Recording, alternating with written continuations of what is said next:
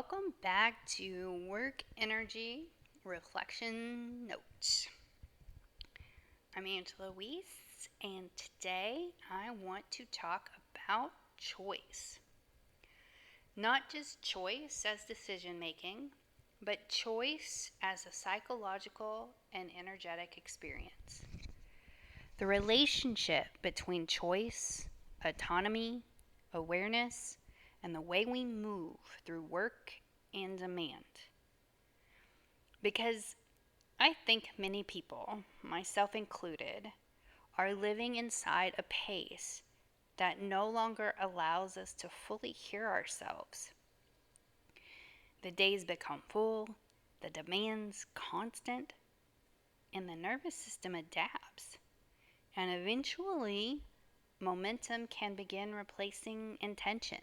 You wake up, you answer messages, you move from responsibility to responsibility, and from checkbox to checkbox, you complete what needs completed. And from the outside, that appears functional. But underneath that functionality is often something stirring. And you start questioning, am I actually choosing my life while I'm living it? Or am I just reacting? That question matters more than we often realize. In psychology, choice is connected to agency, that feeling that we can influence our experience rather than simply endure it. And agency changes energy. When people experience meaningful choice, they tend to feel more engaged, more connected, and more invested in what they're doing. But when choice starts disappearing, or when every choice feels driven by pressure, survival, urgency, or expectation, something begins to narrow internally. We can lose connection with ourselves while still remaining highly productive. And I think that's important to acknowledge because many high functioning people are deeply disconnected while appearing completely available. That's part of why I continue returning to the idea nourish before demand. Not because demand disappears, but because human beings were never designed to exist in endless output without renewal, reflection, restoration, or meaning. And psychologically, one of the things that supports that restoration is autonomy. In self-determination theory, developed by psychologists Edward Deci and Richard Ryan, autonomy is considered one of the core psychological needs for human well-being, alongside competence and connection. Autonomy doesn't mean complete independence. It doesn't mean freedom from responsibility. Autonomy is the experience of acting in alignment with your values, intentions, and internal sense of self. It's the difference between I have to survive this and I am consciously participating in this. Even if the external tasks remain the same. And I think this is where energy conversations become more nuanced. Because exhaustion is not always caused by effort alone. Sometimes exhaustion comes from prolonged disconnection from agency. The feeling that your pace, reactions, emotions, attention, and even identity are being continuously shaped by external demand without enough space to reconnect with yourself. And the truth is, people experience that differently. Not everyone restores energy the same way. Not everyone processes information the same way. Not everyone experiences stress or structure, relationships, or recovery in the same way. That's where self awareness becomes important, not as judgment, not as self criticism, and definitely not as another performance metric, but as information. Awareness helps us understand how we move through our work world, where our energy naturally flows, what depletes us, what restores us, and what allows us to remain connected to ourselves under pressure.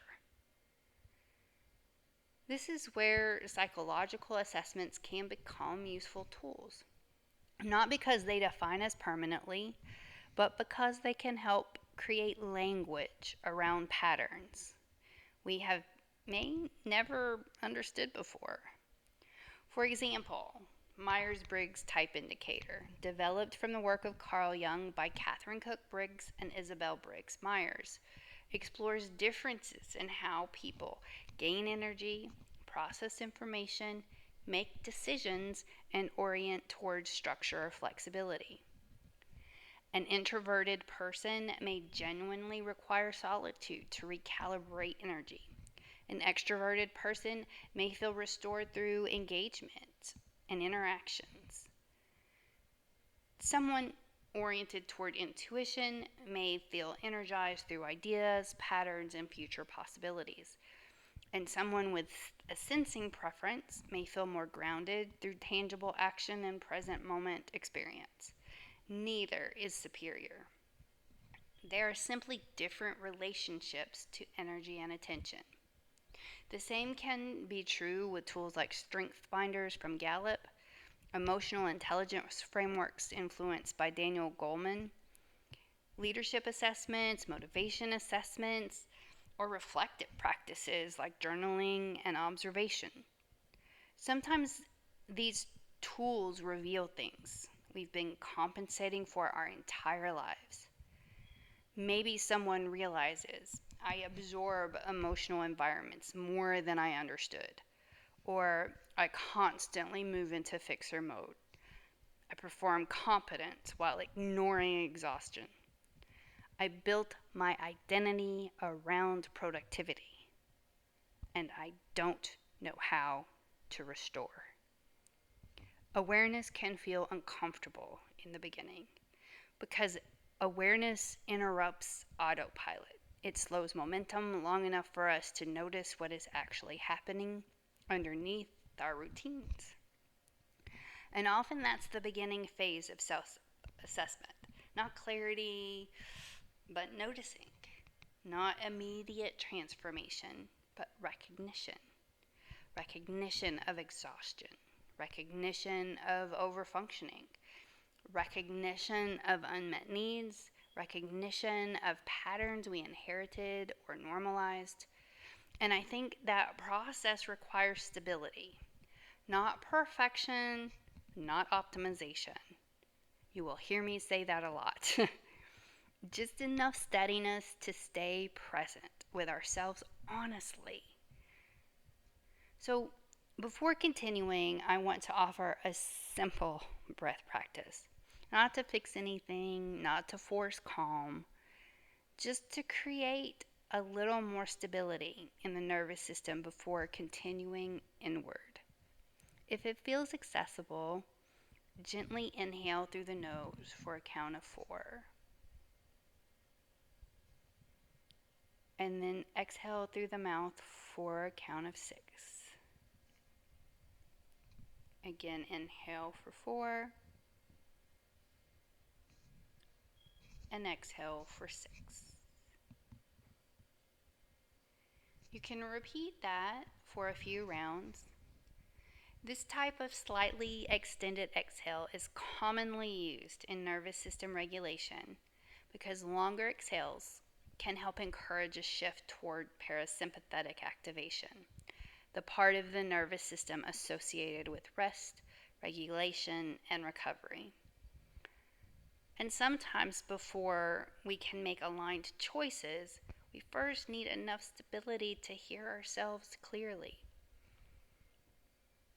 Because Self-awareness can feel vulnerable. Sometimes we discover the exhaustion we normalized, the needs we ignored, emotions we suppressed, or roles we carried for so long they became identity. But awareness is not a failure. Awareness is information. And maybe this is where choice begins, becoming less abstract, because choice is not always dramatic. Sometimes choice looks very small. Sometimes choice sounds like I need rest, I need support, I need boundaries. This pace is unsustainable. I need to reconnect. I need meaning. I cannot nourish others while continuously abandoning myself.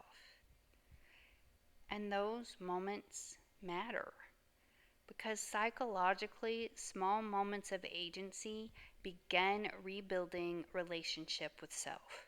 That's part of what I mean when I talk about the space between action. There's often a small space between stimulus and response, between expectation and reaction, between demand and depletion. And in that space lives awareness. Not perfect awareness or constant awareness, but enough awareness to begin asking, what is true for me right now? What supports life here? What supports sustainability here? What choice is available to me in this moment? Not every circumstance can immediately change. Responsibilities are real. Financial pressure is real. Caregiving is real. Workplace structures are real. But even inside constraint, awareness can help us recognize the difference between adaptation and self-abandonment.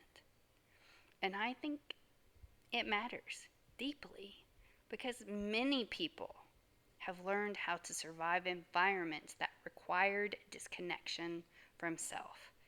And survival strategies are intelligent.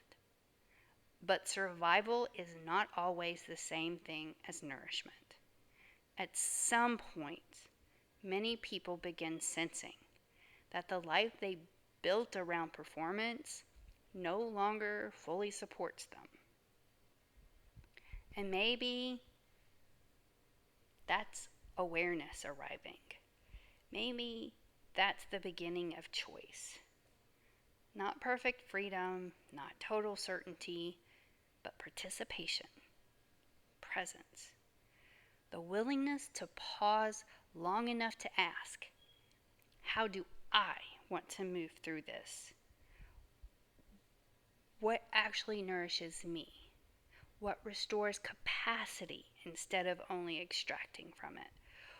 What would it look like to support life before demand? Thank you for being here today. And maybe as you move through the rest of your day, the practice isn't solving everything at once.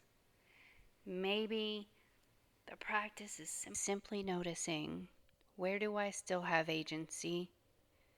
Where can I create a little more awareness? And what choice might help support life from there?